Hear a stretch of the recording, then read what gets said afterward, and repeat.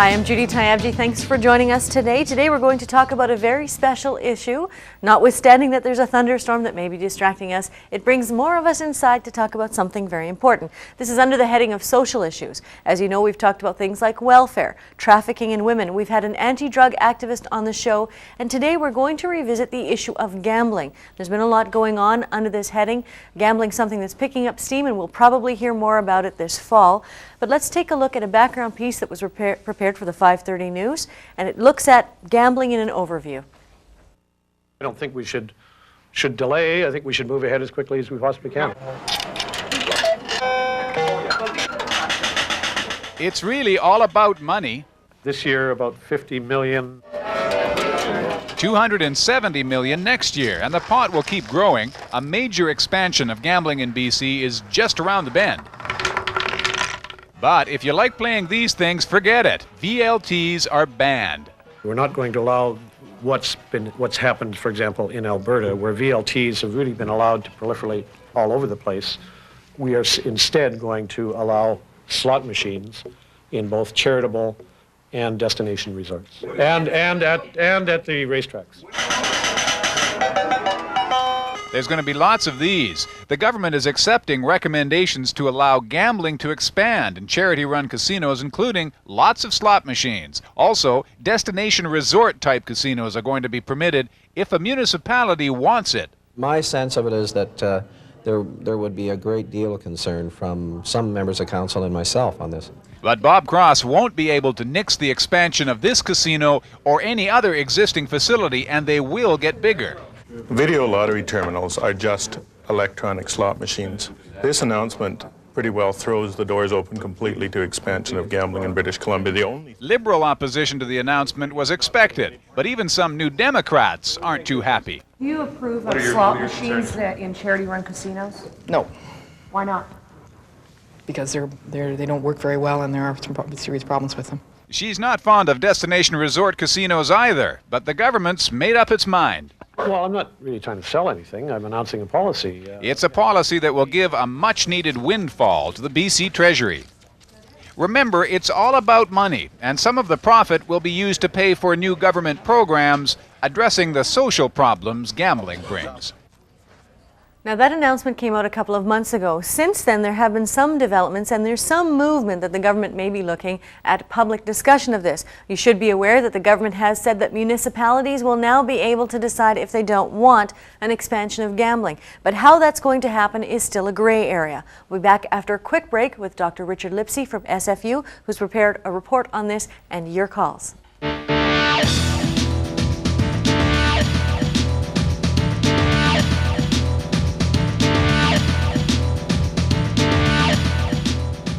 Tyabji is brought to you in part by CFAX 1070, Victoria's news authority.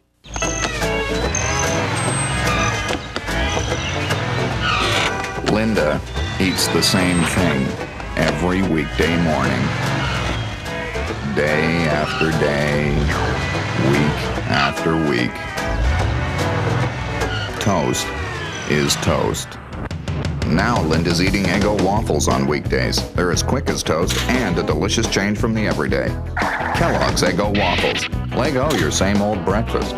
Regular lenses show reflections, and that doesn't look good. A lot of reflection. Yeah, I see reflections everywhere. Now at Lens Crafters, I have new lenses called Invisibles. They reduce reflections up to 90%. Wow, it's so clear. So people see more of your eyes. You look better, even see better almost twice as well when driving at night. Only Lens Crafters can make Invisibles in almost any pair in about an hour. Helping someone look and see their best, that means everything to me.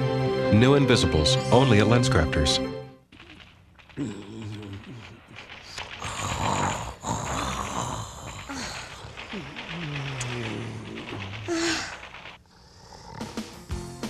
Industrial Plastics and Paints offers a remarkable variety of products, paints and accessories, plastics for marine, industrial, or home use. And if we can't find it, we'll make it for you. Industrial Plastics and Paint. Industrial Plastics and Paints. There's no time to lose. Premium recreational paradise awaits you on beautiful Lake Cowichan. Paradise Village RV Park in Honeymoon Bay. Paradise is an RVer's dream location for families or snowbirds. Buy now and we pay the GST. Your piece of paradise is waiting for you at $32,500 with on-the-spot financing. Make your move. Invest today in Paradise and save the GST. Just 90 minutes north of Victoria. Paradise Village RV Park in beautiful Honeymoon Bay. Gambling is something that looks like it's going to be expanding, and starting this fall, we should be making some noise about it if we have concerns. The government says that they're looking at other ways to expand revenue to government and to some charities, but what does this really mean? Today we're joined by Dr. Richard Lipsey. He's a professor of economics at Simon Fraser University, and he's prepared a report on this. Thank you very much for joining us. Pleasure to be here, Judy. Now, in this report, you started off to look at this as a very sort of academic thing, but as a concerned citizen now, you've presented some of your findings in analyzing this. Yes, I was asked to take a look and evaluate what the government's projections were for the revenues and the costs. They were overestimating the revenues, underestimating the costs. But then I got very disturbed about the whole process. I mean, in a sense, not to mince words, they're trying to sneak it in by the back door without having a real proper public discussion as to whether people really want it. Well, and actually, it's interesting because this has become a political issue for the last, gosh, almost 4 years, where they keep saying, well, we're going to have a casino in downtown Vancouver and do a few other things. And it seems like every time the public sort of make noise about it, it goes away and it comes back in a different form. Yeah. It's kind of a funny thing. We have some background information on this that we'd like to share with the viewers that comes a little bit out of Dr. Lipsey's report and a few other things. So let's take a look at the issue of how gambling started to be organized in BC.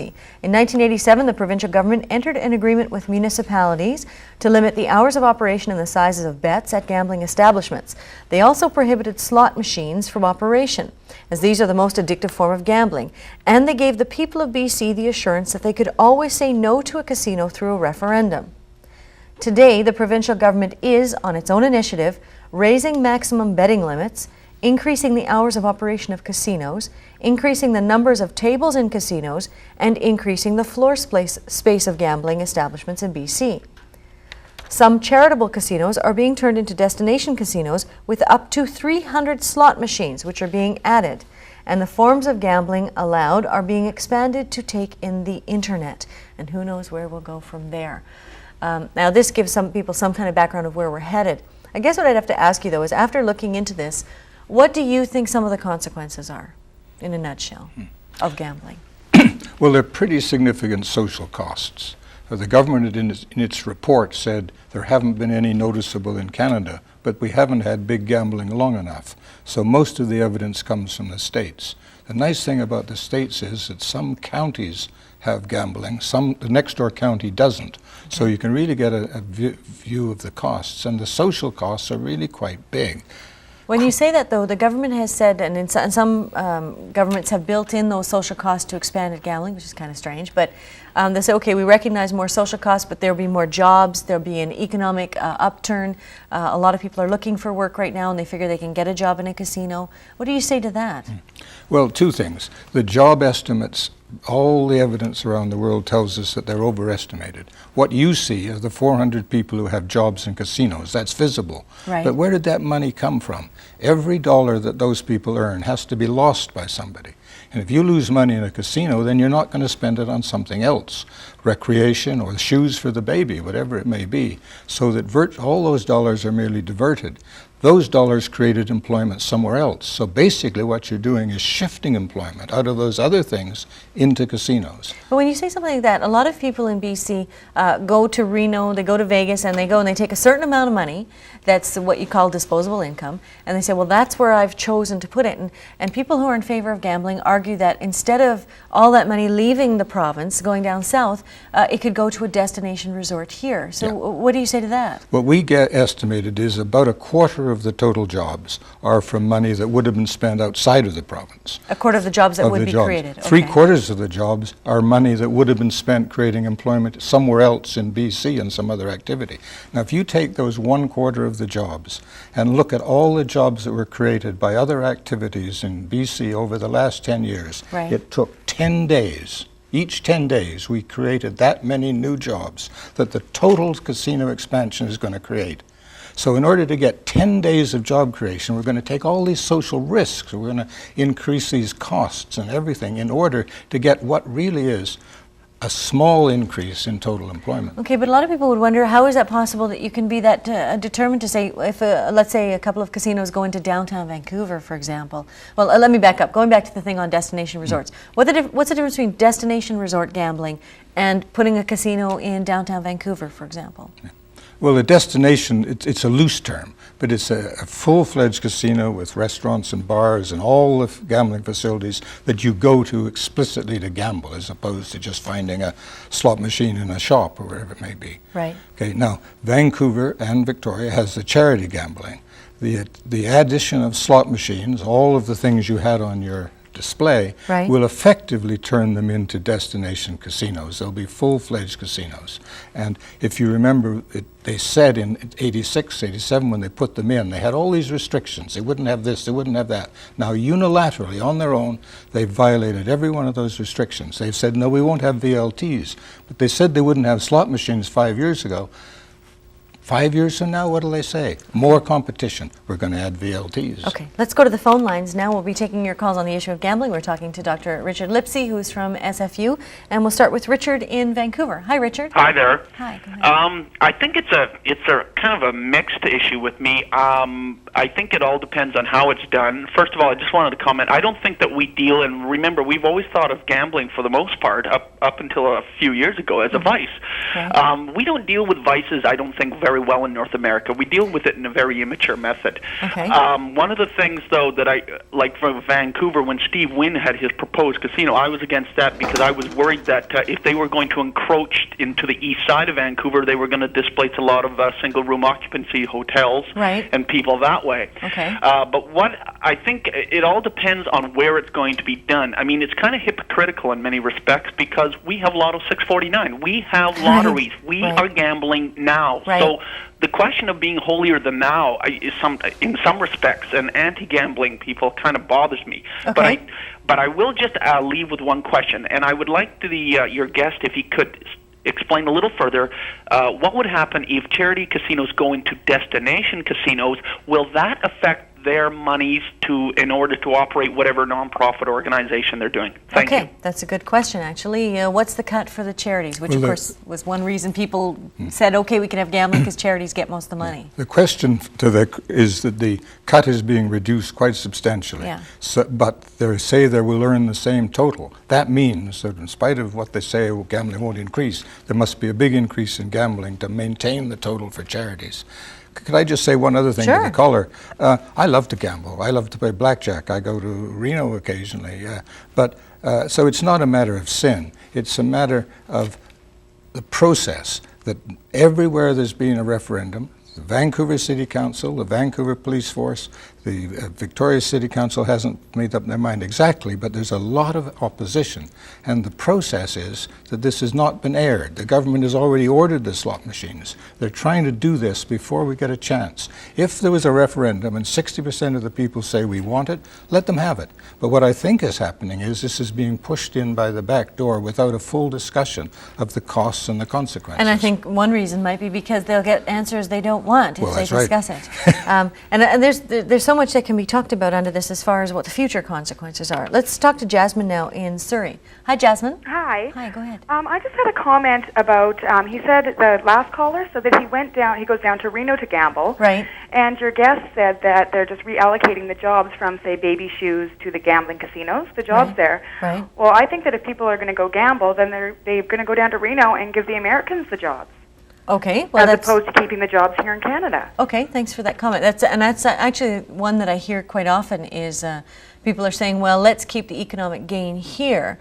And I don't know whether having a gambling casino more accessible would suddenly make a whole bunch of different people being able to gamble that way. I don't know. I mean, I'm not being an expert in this. Insofar as there's evidence from Montreal and other places that people who go to casino go for a full package holiday, they go anyway to Reno or Las Vegas. Right. That what you pick up is some people who might go just across the border down to Bellingham to gamble. So I think it's fair to say that maybe 10% of the money that is earned here would have gone to Bellingham, and we'll pull it back. But most of it that goes to the big holiday and the destination casino, we won't get back. It does seem, though, that when people, I mean, we hear a lot of people saying, well, we have 649 and we gamble at that, and there's already, you know, established gambling of different forms. The government is supposed to be giving that 649 money into healthcare and into some of that funding, and I know a lot of people are angry because they're not allocating it that way. How do we know that if they expand gambling, that any of that money will actually be going into social services? Yeah. Well, ask yourself, do you trust the commitment to do something 5 years from now? Just one other thing, that there's this big increase in gambling on the internet that you mentioned. That's not government. How does that work? Well, you can dial up the internet now. Don't ask you how old you are. They don't ask you for an age limit. You can just gamble, and you can gamble. They set them up in the Bahamas or somewhere, cost them nothing, no regulations, all of its profit. Wow. So they can compete, and this is just beginning. So there's going to be big pressure on the government to maintain the gambling here and not have people gamble on the internet. How will they do it? They will have to raise the payouts, they'll have to add the things that they say they won't have now, and they'll have to give less to charity. So all the pressure is going to be... But surely internet gambling doesn't have to give anything to charities. No, exactly. Not regulated exactly. at all. Well, that's kind of scary. Okay, we're going to take a quick break. We'll be back with more of your calls. We're talking about the issue of gambling in BC. Appears to be coming whether we want it or not, and whether we discuss it or not. Back after a break.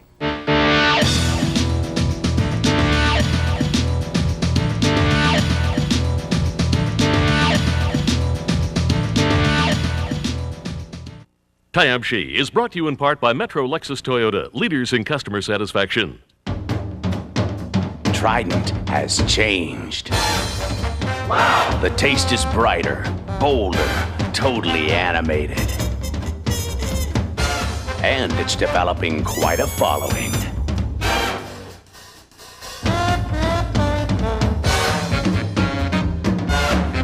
The revolutionary new taste of Trident. It'll bring your mouth to life. Choo choo! And who knows what else? 2 scoops. Sound the alarm! Come on! Wait, it's Kellogg's Raisin Bran. 2 scoops of raisins in Kellogg's Raisin Bran. 2 scoops. Yeah.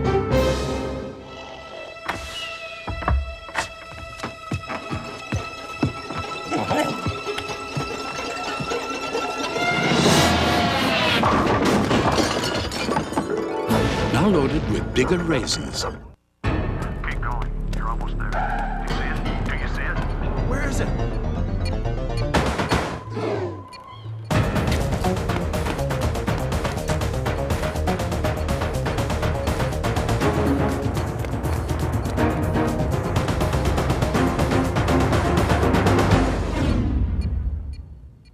This summer, the Benson and Hedges Symphony of Fire. It'll be a blast. CDI College opened opportunities I never imagined possible. They gave me the training I needed for success in the current technology job market. And they offered me the right options to suit my needs and schedule. People at CDI really care. From my first phone call to the job search program, they were with me all the way. Do you have what it takes? Serious technology training for serious jobs starts soon. Call CDI College of Business and Technology and prepare yourself for a new career.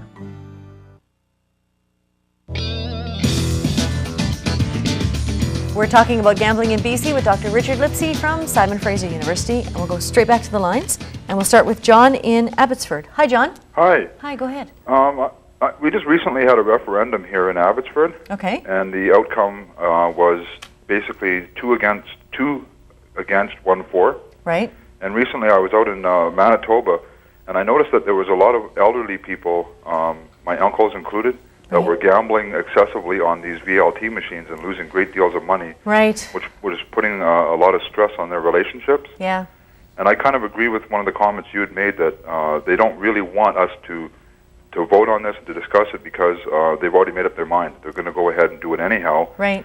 And I really think that if they went to the British Columbian people after what's happening in Manitoba and in Alberta, they wouldn't allow it to happen. Okay, well, thank you for that comment, John. I actually think that with an informed debate, most BCers would say no expansion, and certainly no smaller cut to charity.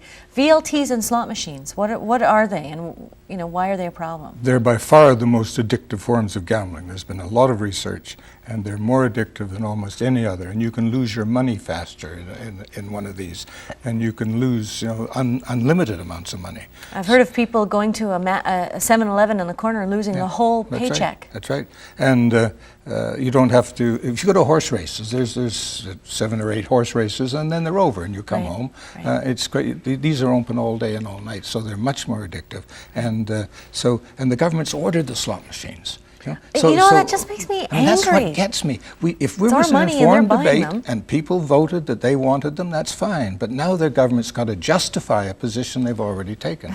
And they're going to find the numbers to do that. Okay, let's talk to Grace now in Coquitlam. Hi, Grace. Hi. Hi, go ahead. I've been to Winnipeg several times, and I haven't seen anything really bad go wrong in the casinos. So there's no drinking in there. They're very well run, I think, by the government. And I think the government has paid off their deficit. Now, whether that's true or not, I don't know. But okay, and you talk about in Manitoba? Yes. Okay, well, so what you're saying is maybe this is something to explore as a revenue source if it's run as well as to find out how it's run and okay. Well, yeah, all right, thanks for that comment. I guess it's interesting because when you hear from her, I suppose the previous caller, that's where the debate should be happening. This is what we should have. Yeah. And we should have debate, and people should now look at the evidence. Here's what we've learned from Winnipeg. Here's what we've learned from Halifax, which seems to be a bust in some of the Maritimes. But this is a debate we haven't had. But I will say that the American evidence is that you get a lot of forgery, you get a lot of petty crime, you get a lot of assault, you get more prostitution, you get embezzlement. People are trying to, the problem gambler. Now, you don't see that when you walk the streets of Winnipeg, but when you look at the crime statistics, you see they tend to be up 10 to 15% when you add a full-fledged casino. And it could also be because Winnipeg has fewer people there, maybe that has the influence, maybe more community-minded. But if we want it, that's fine. But let's really see what we're buying before we buy it. Okay, let's talk to Alana now in Victoria. Hi, Alana. Hi. Hi, go ahead. I think that it's a bad income. It would bring more jobs, but think of the issue of drug dealing. That also brings in a lot more jobs. True. It would bring in a lot more jobs, but it is also a bad income. It's also addictive, and you do lose a lot of money in it. Okay, well, thank you very much for that comment. One sentence answer. Very good point. We could have a lot of jobs if we grew poppies here and made opium. I'm not even going to touch that. We're trying to get through some more calls. We'll talk to Jim now in Coquitlam. Hi, Jim. Hi, Judy. Yeah, go ahead, please. I think gambling the casinos would be a bad idea because with the casinos would come the gangs, more gangs, and I think if the government wants more money, they should quit giving them, like closing down Stanley Park. They gave away, and that was a tourist spot, and quit throwing away all the tourist spots. Okay, well, that's an interesting comment. Obviously, saying that let's have some different priorities to raise money. I guess when I get back to this is what you're talking about when you say there should be a public debate. Yeah. Grace in Coquitlam said she went to Manitoba and it was fine. But we need to have more of this kind of feedback. And we should get clear, it's not a lot of money. Even if we took the government's own figures, we got a lot into trouble from the government for this. We said it's the equivalent of raising the PST from 7% to 7.1%. That's the amount of money you're bringing in. Really? Now, I don't want to raise the PST to 7.1, but am I willing to risk all the social consequences in order to avoid that little increase in the tax rate? Okay, let's talk to Mark now in New Westminster. Hi, Mark. Hello. Hi, go ahead, please. My complaint is that my 18-year-old daughter and her boyfriend, who are having trouble paying their household bills, are always asking me to help them out with the phone and the hydro. Right. They can go to the corner store and spend $5 on necessaries, but they can't seem to walk out of there without spending $5 on scratch-and-win lottery tickets. Right. And if they're not old enough to buy cigarettes, how come they're old enough to buy lottery tickets and work on that addiction? Okay, well, thank you for that comment. I guess also we should talk about the poverty and despair sometimes leads people to want to buy lottery tickets and make they want a quick fix, and sometimes they're more tempted into this downward spiral. But at least a lottery ticket's won $5, and you buy some hope for it. Right. But if you go into a store with a slot machine in it, you can put $5, $10, $20, borrow the money, and there's no limit to it. So it's much more addictive, and you lose much more money. In your study, I've got to get back to the phone. I'll ask you. Maybe I'll ask you later if I have time. Let's go to Brent now in Sayward. Hi, Brent. Hi there. Hi, go ahead. Hi. My issue is if the anti-gambling people in the inner city have such a problem with getting a full-fledged casino, they should put it out into a rural area, like just outside the city or something. Just like in Sayward? Well, Sayward's a little far out. But anywhere like out into further areas like Mission or somewhere further out, just to control it. Okay, thanks for that. That's okay. A lot of people say that maybe it should go somewhere where you have to go there, and that's the only thing that's there. If we had to have one, I would say yes, that definitely. Okay. But don't forget, they're telling Vancouver and Victoria they have to have this big increase over their opposition. Okay, let's try to take a last call. Janet from Delta. Hi, Janet. Hey, good afternoon. Good afternoon. I just want to say that I totally agree with the speaker as far as him saying, like what the government is doing. We didn't want the gambling. We didn't want GST. But what did they do? They did it anyway. Right. I think that it will bring good revenue in because a lot of people do go away and spend their money. But the point is they're doing it behind our back. They're doing it without us agreeing. Okay, thank you for that comment. So there you've got someone who may disagree with your position, but it definitely agrees with you saying we need to debate our positions. Where do we go from here? Is there a public process? Well, I wish there was. We want to pressure the government, and the government is amenable to pressure. See, if enough people care, like no-fault insurance, enough people cared and something happened. Right. If enough people care about this, they could at least force a debate. But it's the 11.5th hour because the slot machines are already in transit. Okay, we're going. Thank you very much for joining us, and we're out of time. Been a pleasure. I wish we could have talked more. Me too. We'll take a quick break and be back with my opinion.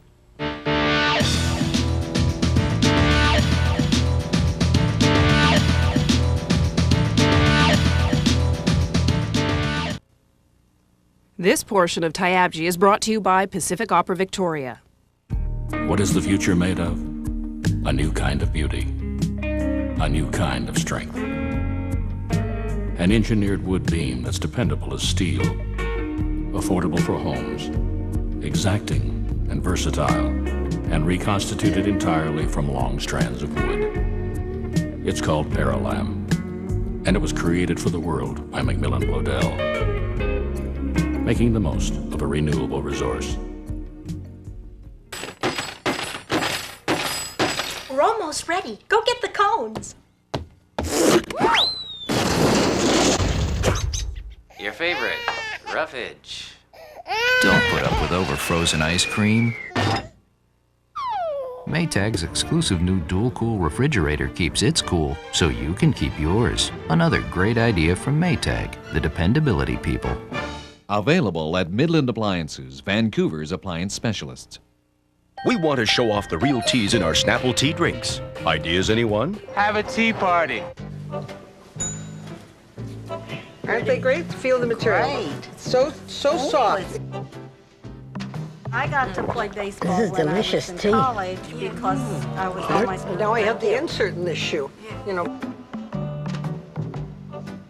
getting my carpet cleaned tomorrow. Oh, great. Thanks for the idea. You and Snapple, making the best stuff on earth even better. Chrysler's Marathon Sales Event is here in BC with 0% financing on all 1997 Neons and our lowest financing of the year on Stratus and Breeze, plus great savings on many more.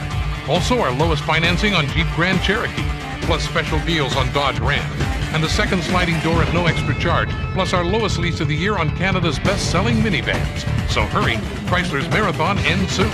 See your local BC Chrysler Jeep Eagle dealer now. Some of the most beautiful places on the planet are right here in British Columbia. Whether you're heading to Prince Rupert, Bella Coola, or Skidegate, you can now take a BC ferry to get there. You can travel the Inside Passage, the Discovery Coast Passage, or to the Queen Charlotte's. And we'll talk about that remote romance on tomorrow's show. And tonight at 7:30, please join us for a special edition of Tayabji where we look at social services issues. Today we talked about gambling, and while I'm not a gambler, I don't mind other people doing it, and if you want the right to gamble, I want the right to be free from the debts you incur when you gamble. And I also want a public process so that my opinion can be heard as well as yours. I'm Judy Tayabji, and that's my opinion. What's yours?